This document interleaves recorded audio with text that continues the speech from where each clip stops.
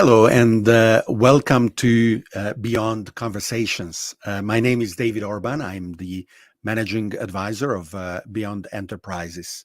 Beyond Conversations is a series of live streams where we meet and discuss with thought and action leaders in their respective fields. We are streaming simultaneously on Facebook, LinkedIn, YouTube, and Twitter. And you are welcome to send us your questions, comments. We will be able to answer them live. And then when we are done on the same platforms, on the same URLs, you will be able to also watch the conversation again. Today's guest is John Hagel. I had the pleasure of hearing John speak about the themes that he's passionate about in many conferences, and I was always very intrigued by the depth of his thought. He's now in a new phase of his professional life, and I was very happy that John accepted to join us. We will hear from him a lot of, I think, extremely timely issues that businesses and individuals have to consider in these days and years of accelerating technological change. So, John, thank you for being with us and welcome to Beyond Conversations. Thank you. It's a pleasure to be here for sure. Uh, why don't we start? Maybe you can tell us a bit about where you come from, your professional career, the themes really that you covered these past years, and where you are today. Oh boy, how many hours do we have here? I don't know. It's a long story. Um, to start with, I grew up in a different country every year as a child. So I had a global upbringing, many different countries. And the for the past 42 years, I've lived in Silicon Valley. So I've really been drawn here by many things. I think part of it, to be honest, is the weather. I don't like cold winters and I don't like hot, humid summers. It's moderate temperatures throughout the year. But the more fundamental thing that drew me here was the optimism that I found among the people here, that everyone was really focused on the opportunity that was being created by digital technology and the opportunity to change the world in positive ways. So that drew me and gave me energy as well. And certainly being immersed in the leading edge of digital technology really was wonderful as well. In my time here in Silicon Valley, I've done many things. I've been the founder of 2 tech startups. I was, for those who can remember that far back, a senior executive with Atari in the video game business. And also, I've been a partner at McKinsey Company. I helped open their Silicon Valley office. And more recently, a partner with Deloitte, where I founded and led for 13 years a research center called the Center for the Edge. And I retired from Deloitte about almost 2 years ago now, in part because I was trying to finish a new book that had been trying to write for 4 years and not finishing. So I retired so that I could finish the book. I've managed to do that, and I published it last year. We are showing it now. It's the journey beyond fear. We will talk more about it during our conversation. Great, wonderful. Now, so in terms of what's motivated me, I think throughout all this, I found that what really gives me passion and excitement is the ability to help people anticipate emerging opportunities in the future and to address those opportunities, not just to see them, but to address them and create value from them. And that's been a constant theme throughout all my work. And most recently, I think the opportunity that's got me particularly excited is this notion of the potential, untapped potential of learning platforms. And we can talk in more detail about what I mean by that. But I will say too that one of my side activities, I have a lot of things on the side. I'm on the board of trustees of an organization called the Santa Fe Institute, which focuses on helping develop insight around complex adaptive systems. And one of the key things that they did that really appealed to me was they tried to break down the academic silos between all the disciplines like physics, economics, sociology, because they said many of the academics in all those different disciplines were focused on understanding complex adaptive systems, and they could learn from each other if they could connect, but that the silos were keeping them separated. And so a key role for the Santa Fe Institute was to really help bring those people together and help them to learn together. And that's been a key theme in my career and life is I'm driven to learn. No matter how much I learn, I know there's so much more out there to learn. So I'm very much excited and motivated by that. And one of the ways that I learn is by writing books. I've now published 8 books, so it's become maybe not just a passion, but an obsession. But I find that books are a great way to learn. I've often said that I would write books even if nobody ever read them, just because the process of writing for me gives me new insight into the subjects, into the topics, and that I never would have had in conversation or just thinking about it.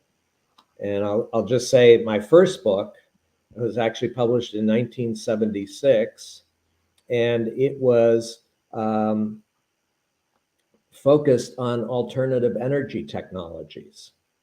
In 1976, I was talking about solar, wind, nuclear fusion, hydrogen, the untapped opportunity for these new technologies. So it was the beginning of my effort to really anticipate new opportunities. And then, as was mentioned, the last one that I just published is The Journey Beyond Fear. You mentioned your search for what's next.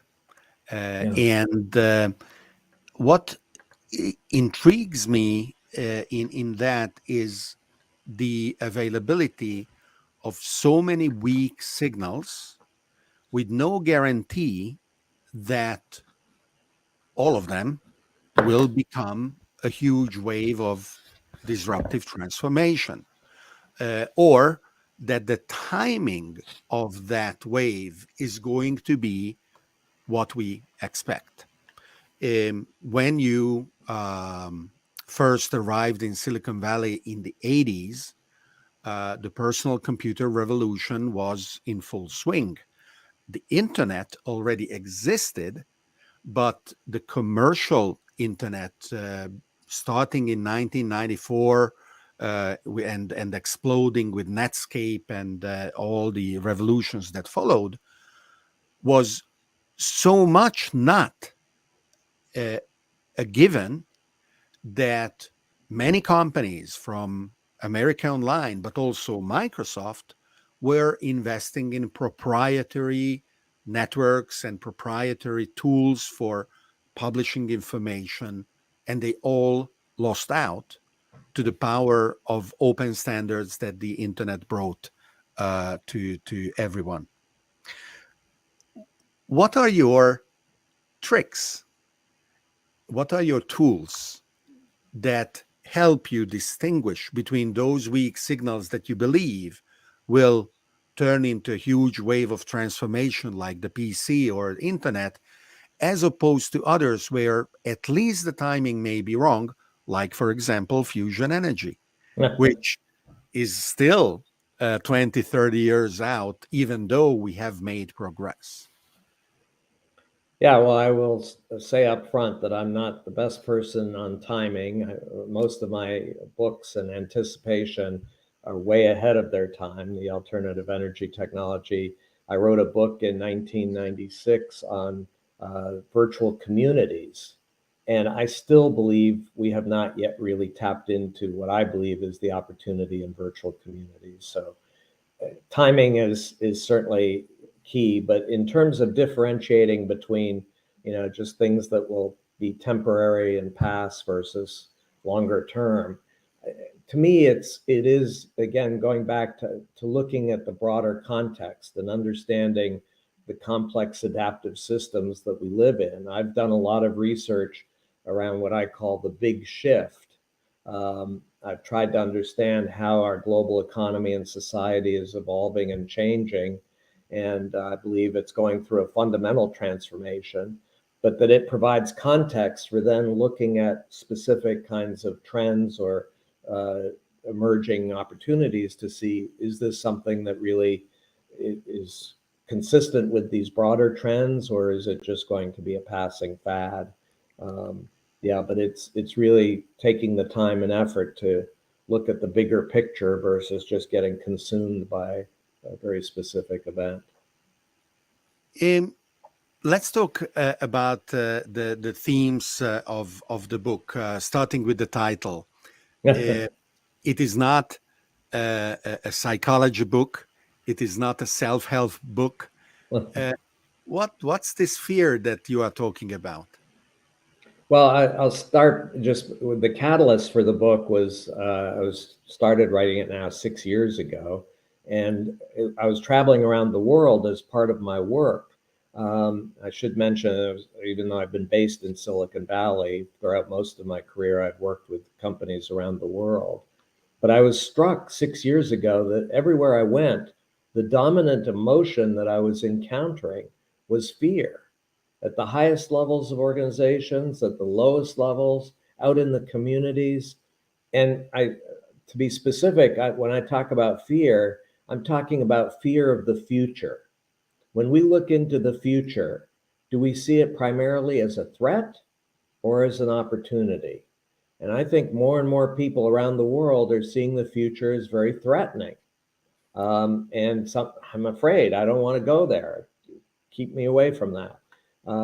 So I think while it's understandable, I think, again, in the context of the big shift, there are reasons for the fear. I think it's a very limiting emotion. And so my motivation in writing the book was to try to help people move beyond the fear and cultivate emotions that will help them to have more impact. Let me ask you a provocative question Yeah. in the framework of your previous partnership at Deloitte. Isn't it the case that organizations like that actually thrive on even instilling the fear in order to then provide the solutions? Because a very happy and satisfied and successful client will be more passive and less ready to ask the consulting organization where they should go? Yeah, it's complicated. I think that all large organizations are largely driven today by fear. The when people talk about transformation in large organizations, what's the metaphor they use? The burning platform. We're on a burning platform. It's going to collapse. We're all going to die. We need to transform now, or we're going to die. It feeds the fear, and it just increases the resistance to change versus opening up people to get excited about the change. And I think that's unfortunately a reason why so many large institutions are challenged today. So if a person or an organization is able to go beyond that, they embrace a more proactive, more positive attitude. Um, what does that enable? How is their thinking process transformed as a consequence? Well, I don't like to start with the thinking process, because to me, Feel free to start with what you like. one of the key openings for me and a catalyst for the book was I was trained as a business strategist. Everything was about strategy. You just, if you get the right strategy, you win. That's all it is, and it's about mindset and the numbers. And over the years, I've come to believe it's much less about strategy and much more about psychology. That if we don't understand the emotions that are shaping our choices and actions today, we're going to be left with a strategy just sitting on a shelf somewhere and not being addressed. So it's really motivated me to focus on what are the emotions that are driving people. And again, on the one side, I see more and more people consumed by fear. Based on the research that I've done, I've come to believe that the emotion that can really help us all move beyond the fear is what I call passion of the explorer. And it's a very specific form of passion. I worry because when I use the word passion, my experience is everybody has a different definition and meaning of passion. This is based on research that I've done in environments where there's sustained extreme performance improvement. I found that people in those environments have this very specific form of passion, the passion of the explorer. And so I think that's really what's required, is for all of us to really find that passion and embrace it. Assuming that the metaphor can be applied more broadly and also more in detail, we have a phase in our lives when we are all explorers, and that's when we are newborn children, really curious and wanting to understand the world in all their facets.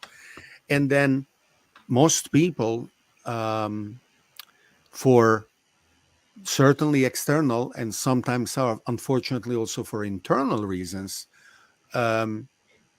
either stop completely that kind of curiosity and become much more passive, or at least radically diminish the curiosity. The word which I love and learned from Joey Ito is neoteny, the maintaining an adulthood of childlike features, which are not only curiosity, but risk-taking and a healthy skepticism towards authority, and many others that we recognize in children. Is this direction something that you also recommend, developing these facets of our personality or strengthening them? Yeah, I get a lot of resistance from people who tell me, well, you're talking about passion. Some of us are capable of it, but most of us are just wanting to be told what to do and have the security of an income. And that's what makes us happy. And, to your point, I say, let's go to a playground and let's look at children 5 or 6 years old. Show me one that didn't have that passion, that excitement about exploration and curiosity and coming together with others to explore. But what happened to those children? They went to school and they were told by the teacher to just listen to the teacher, memorize what the teacher has to say, and show that you've memorized it in the examinations. And it was to prepare us for work. The way work has been defined until today is tightly specified routine tasks. So you're told in the process manual, here's how it's done, and just don't deviate from it. So the schools were doing what was intended, which was to prepare us for work as it was at the time. I believe that, again, we all have within us that passion. It was just crushed and held back. But if we make the effort to look for it, we will find it and then pursue it as a way to have impact that's meaningful to us. So, yeah.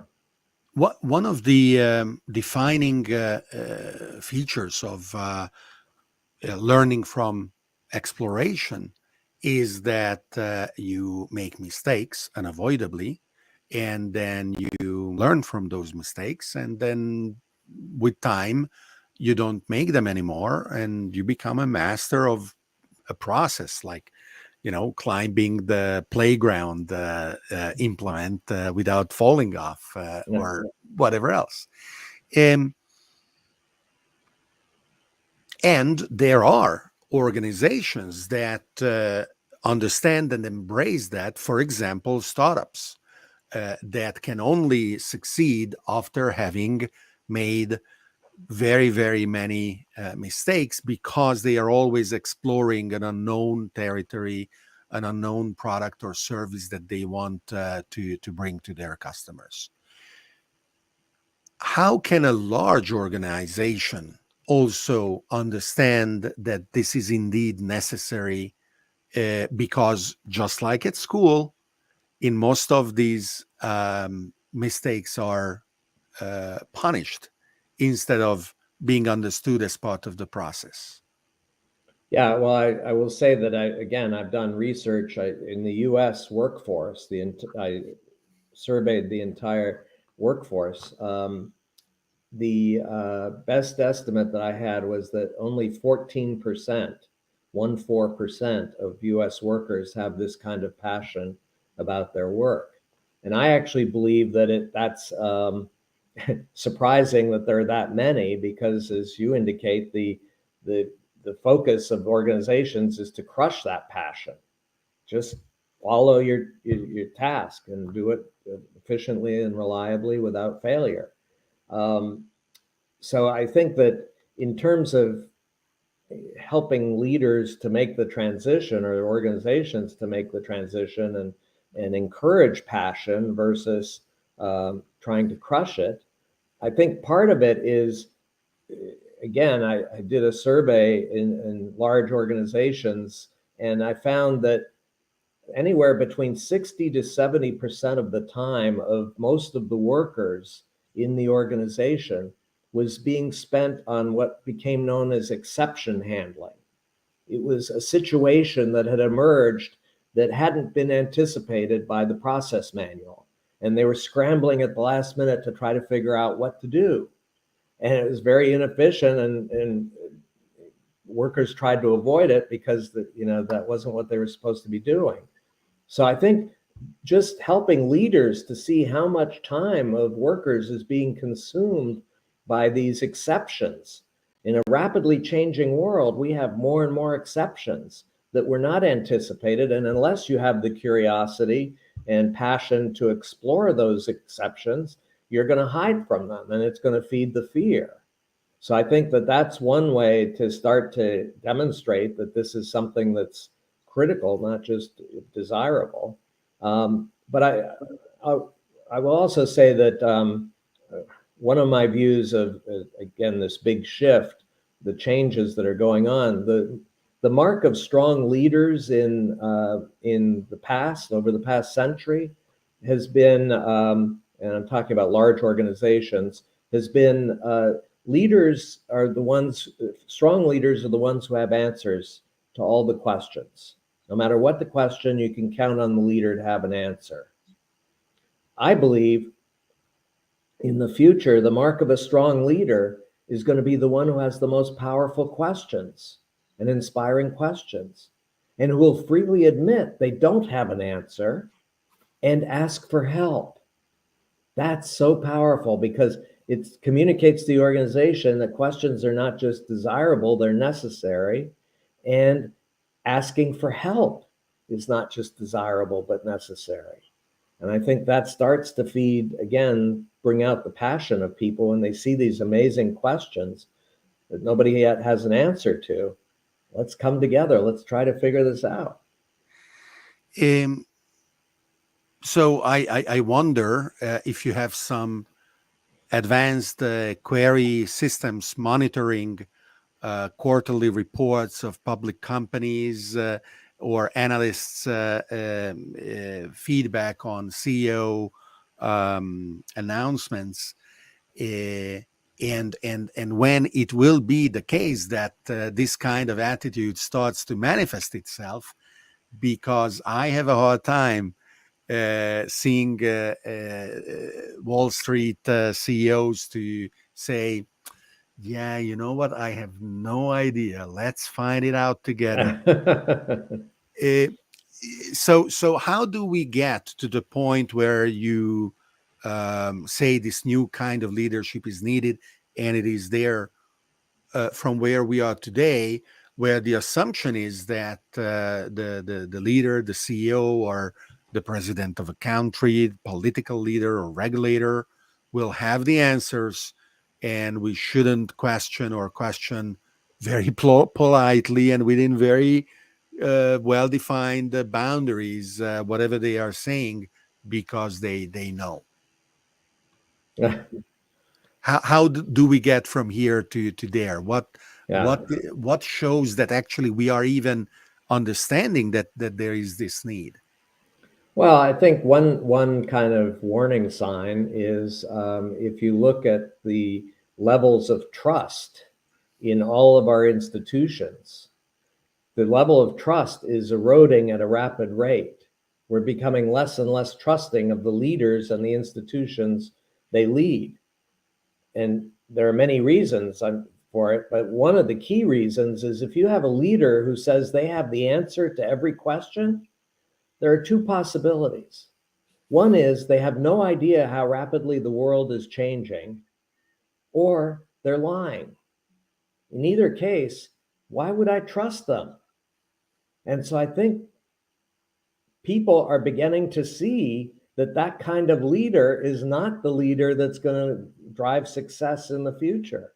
And so I think that that's something that needs to be focused on, is really what's required to address, a rapidly changing world where things are unexpectedly happening, and you can't expect anyone to have answers yet. What are some of the directions of change that, in your opinion, are deserving of special attention by individuals and business leaders? Where are the weak signals becoming, or have maybe already become, the storm of change that cannot be ignored anymore?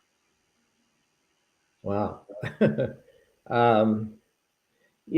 I think I'll just give one example that kind of comes out in the current pandemic situation.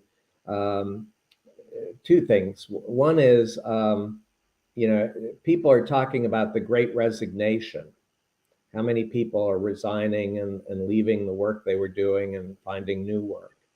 And I think one of the key reasons for it, there are many reasons, but a key reason is that more and more people their response to the crisis is stepping back and saying, is this work really meaningful to me? Is this something that I really should be doing? And coming to the conclusion that it's not. And again, it helps to draw out what is my passion? What is my excitement? Where do I get excited and have meaning? And so I'm optimistic that this is actually within the broader workforce driving some significant change. And at the same time, I will say that the leaders of the organizations in the pandemic, when I talk to them, their key phrase is, we need to be resilient. We want resilience. And when I press them on what they mean by resilience, broadly, they mean they want to bounce back. They want to go back to where they were.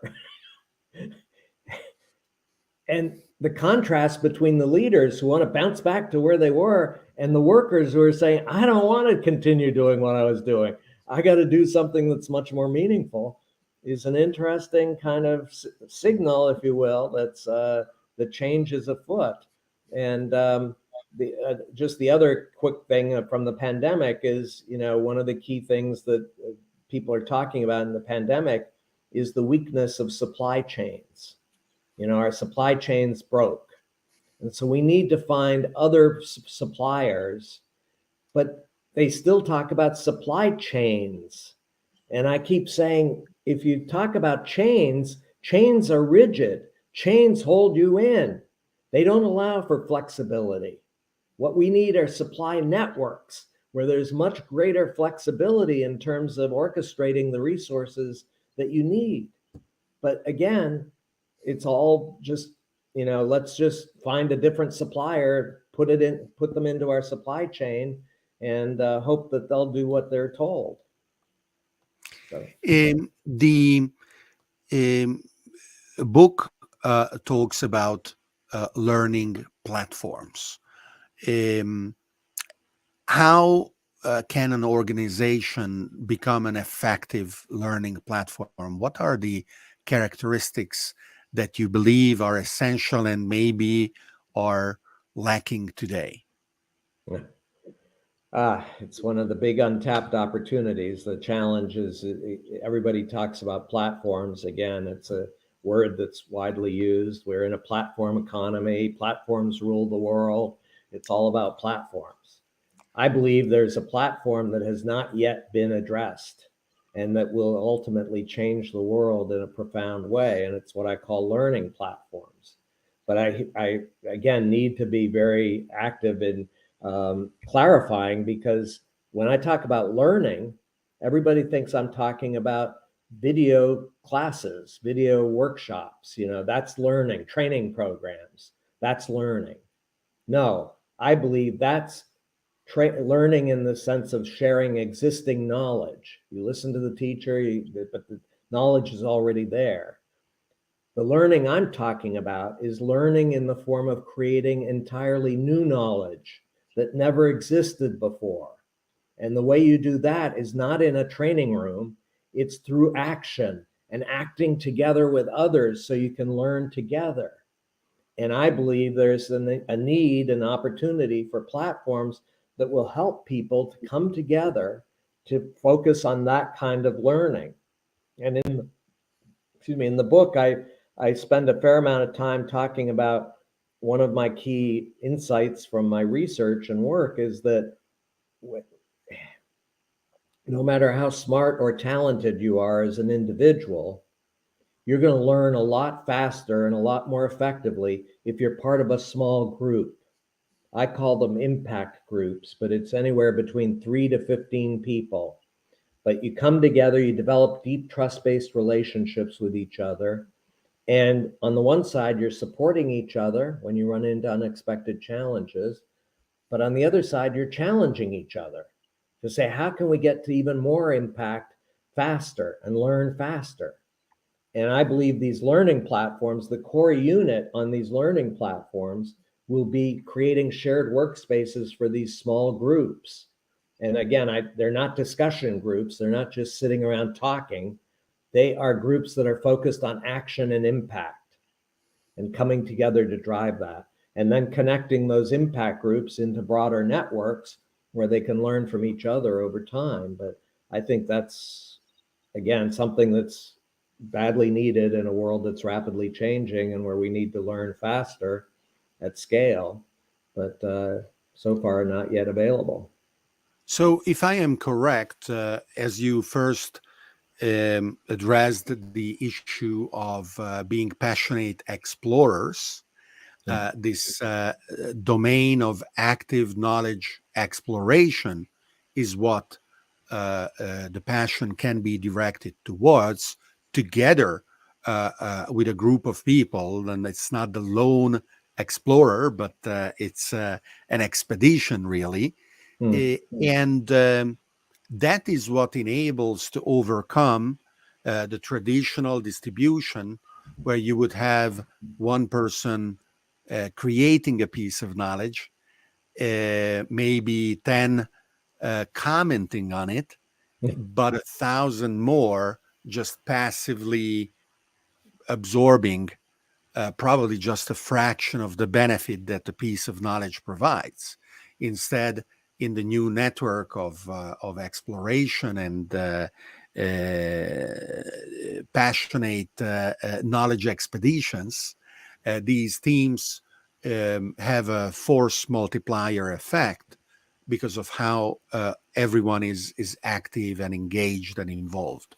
Is that a good way of putting it? No, I think that is. I mean, again, it goes back ultimately to emotions. And my experience is that if you're in a small group of people who share your emotions of passion and excitement, it will reinforce your own passion and excitement. There are others who share this. This is really even more exciting now. Let's come together and let's pursue this. And I should say that when I talk about passion of the explorer, there are several characteristics that define that kind of passion. But one of the characteristics is what I call a connecting disposition. People who have this kind of passion, when they're confronted with an unexpected challenge, their first reaction is, who else can I connect with who can help me get to a better answer faster? They're constantly reaching out, asking for help from others because they realize they're going to get to much better answers faster if they do that. And so, and then again, coming together in a group of people who are sharing that connecting disposition really amplifies and strengthens that passion and will make people even more successful in learning faster. I think it was Kevin Kelly that said that the pieces of knowledge, facts, will always be the building blocks of new questions.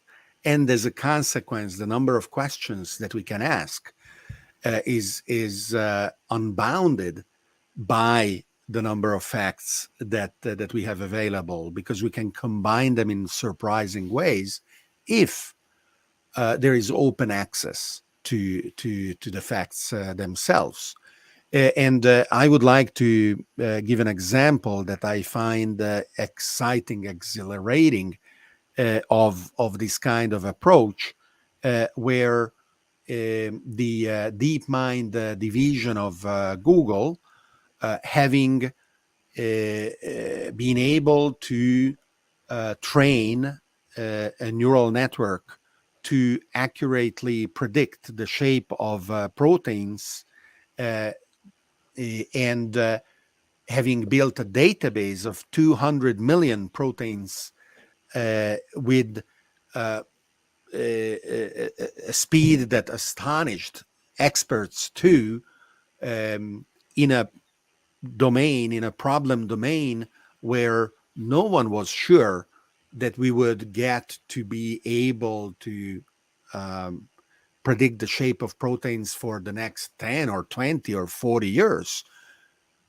Instead of falling back to the traditional method of keeping them closed behind intellectual property protection via copyrights and patents and trademarks and industrial secrets and whatever else, Google decided to allow open access, and this open access includes commercial use of whatever you come up with based on that unprecedented set of or building blocks of knowledge. The number of questions that people can start asking, now that we know that this particular protein has this form, how can we leverage that, is going to generate an explosion of activity and an explosion of passion. And the starting point was DeepMind's ability to go beyond fear. They were not afraid of saying, you know what? All these copyright patents, industrial secret stuff, we don't care. We just go ahead and provide this for the benefit of humanity. Do you think this is a good example of what you mean? Yeah, it's very interesting. I've written a lot about again, I contrast the traditional way of managing large institutions with what's going to be required. And in the traditional approach, the focus has been on developing proprietary knowledge stocks, knowledge that you alone have and can protect and not let anyone have access to. And that was the key to success. If you had proprietary knowledge stocks, you win. The challenge in a rapidly changing world is knowledge stocks become obsolete at an accelerating rate. Anything you know today is going to become obsolete at an accelerating rate. So if you're not learning faster, you're going to be left behind. And so I believe the shift is from knowledge stocks to knowledge flows. How can we connect more effectively with others through knowledge flows where we can learn faster together? And I think that's really, again, requires a significant emotional shift. I mean, if you're driven by fear, you're going to just want to hold on to what you have. You don't trust other people. That becomes a very limiting emotion. Versus people who have passion of the explorer, they're constantly sharing their knowledge because they want to access other people's knowledge and learn together and get more and more impact. They're never satisfied with the impact that they have at any point in time. They're constantly driven to have more and more impact. And the example of moving from supply chains to supplier networks requires the kind of openness where unexpected connections in the networks can be extremely valuable, but can only form if they are in the best case permissionless, almost as if I was there waiting for a given widget that I needed in order for some product to be shipped out from my plant, and magically the widget shows up because the system knows that I need it. yeah, And the supplier steps up to the challenge and says, "Hey, here it is." And the knowledge and the rules and the prices and the costs and the requirements belong to the network rather than being closed behind the doors of my plant, where I only can take advantage of a given Joe or Jack that I already have previous experience with. And when people talk about the trustless nature of blockchain, for example, they often have a limited set of examples without necessarily understanding that a very profound organizational change is required in order to be able to take advantage of what we will probably see in the course of the next 10, 20 years developing. When looking back, we will be astonished that there were older ways that we were trying to do things when the new way is so evidently superior, and we will have a hard time even believing that there was that the old ways could at all work. mm, So when the best unit of this passionate learning expedition is a dozen people or so, does that mean that large organizations need to restructure themselves to empower that kind of group of people? We have companies that are tens or hundred thousands of people, and they are very hierarchical and very protective of the way that they organize. Will they learn to learn? they'll have to, or they're going to go out of business. So I think that's the positive side. Is I think the changes that are occurring in the world today are going to drive the change in the organizations. And if the ones that exist today can't adapt, there will be others that will take their place. So I believe the organizations of the future are going to, and I should clarify, when I say impact groups, I'm talking about 3 to 15 people, no more than 15 people in a group. So it's a very small group, but it's, I believe that the institutions, organizations of the future are going to have what I would describe as a cellular structure, where the core unit of organization is these small impact groups, but then they're connected through networks so that they can see what others are doing and learn from them and access resources from them when they need them. But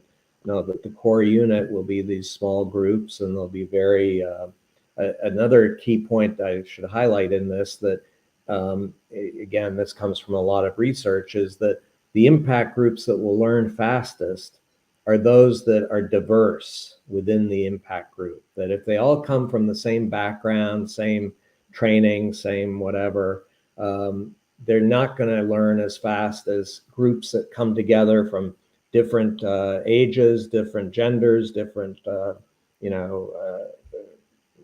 ethnic groups, whatever. But the more diversity you have, the more you learn, the more quickly you learn, because people come from different perspectives and they're asking unexpected questions and coming up with unexpected ideas.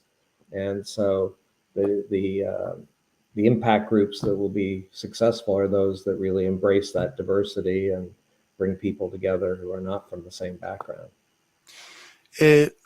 One of the most surprising recent developments has been the power and broad availability of image generation AI platforms such as Stable Diffusion or Midjourney.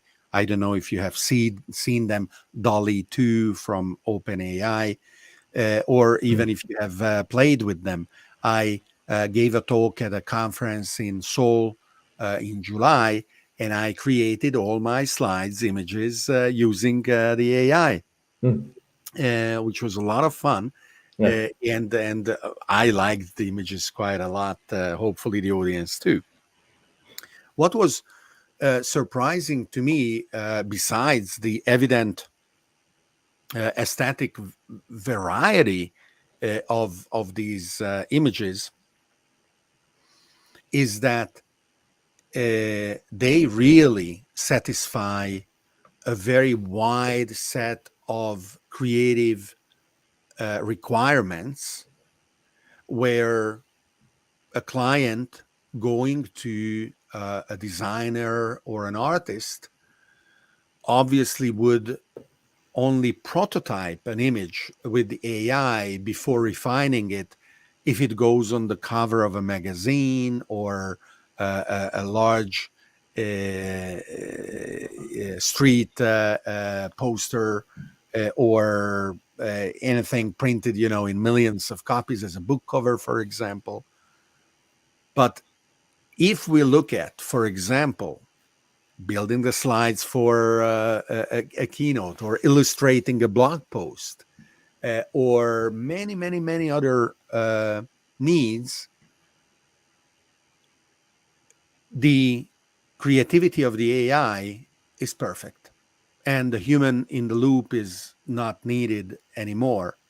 It was very surprising to me that instead of automating lower level tasks and jobs, we are seeing the automation of creative jobs as well. How can learning platforms leverage that instead of being pushed back into the corner of fear and paralyzed by this sudden development? Yeah, well, it's complicated. Again, I think that it just strikes me, one of the quotes that I love the most is Pablo Picasso. This was many, many years ago. Made the observation. He said, computers are useless. All they can do is provide you with the answers. He said, what's really necessary are the questions. What are the most important questions? And that's what human beings can and should be doing. And again, I think in the context of these learning platforms and these impact groups, it's framing the most powerful questions and effective questions where you can harness AI and other technologies to help come up with the answers. But the focus is on what are the questions that would help us to get to higher and higher levels of impact. And that's what I think human beings are, again, if they're really tapping into the passion of the explorer, are most effective at framing is what's that question? John, we could go and keep asking questions and learning together in exploring what is coming. There are so many areas that we could look at really. But in the meantime, this hour we spent together was wonderful, and I'm really happy. People can follow your posts on johnhagel.com. You have hundreds of thousands of people following you on Twitter at jhagel. And of course, we mentioned the book, The Journey Beyond Fear. I'm sure you are already busy on the next one. So we will have the opportunity to talk about it when it comes out, but maybe even sooner. In the meantime, this was a lot of fun. Thank you very much. Yeah, I should say that I didn't talk about my next chapter here, which is not writing a new book. It is actually creating a new center that will offer programs based on the book, The Journey Beyond Fear. And I call it an activation center, where the focus in the center is how can we help people make this journey beyond fear, take action that will help them to find their passion, cultivate their passion, participate in learning platforms. So I'm very excited about creating this new center. And I would encourage people, first of all, if you have an opportunity, read the book. I would welcome feedback on the book. But for anybody who's interested in the center, on my website, I have a place where you can sign up and we can go together. That's wonderful. I am sure there will be a lot of people that will be interested in exploring that because these are important developments that are really going to impact every business for sure, but as a consequence, each of us as well. John, thank you very much. Thank you. Appreciate the opportunity. Thank you for watching Beyond Conversations today. We will be back soon with our next guests. In the meantime, you can sign up for our newsletter on beyondenterprises.com. And of course, follow us in our various accounts and channels. And I will see you next time. Bye-bye.